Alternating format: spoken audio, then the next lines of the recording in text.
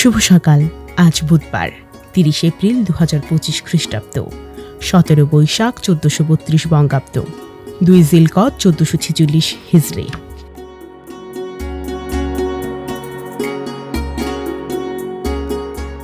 আজ আন্তর্জাতিক শব্দ সচেতনতা দিবস। প্রতি বছর এপ্রিল মাসের শেষ বুধবার পালিত হয় এই দিবসটি। আন্তর্জাতিক শব্দ সচেতনতা দিবসের লক্ষ্য হল মানুষকে শব্দ দূষণের ক্ষতিকর প্রভাব সম্পর্কে সচেতন করা এবং স্বাস্থ্যকর শব্দমাত্রা বজায় রাখার গুরুত্ব তুলে ধরা। অতিরিক্ত শব্দ বা শব্দ দূষণের জন্য নষ্ট হতে পারে শ্রবণ শক্তি, সৃষ্টি করতে পারে মানসিক চাপ, হৃদরোগ সহ বিভিন্ন শারীরিক ও মানসিক সমস্যা।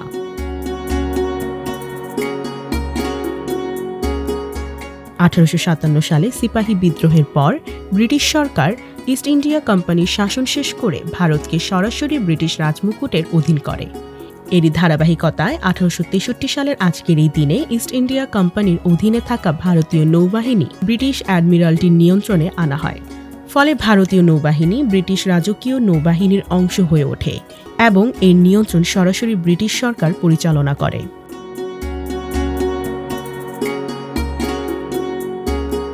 দ্বিতীয় বিশ্বযুদ্ধের শেষ দিকে 1945 সালে 30 এপ্রিল বার্লিনে নিজের বাংকারে অবস্থানকালে অ্যাডলফ হিটলার আত্মহত্যা করেন। তার আত্মহত্যার মাধ্যমে নাৎসি জার্মানির পতনের সূচনা হয় এবং মিত্রশক্তির জয় নিশ্চিত হয়।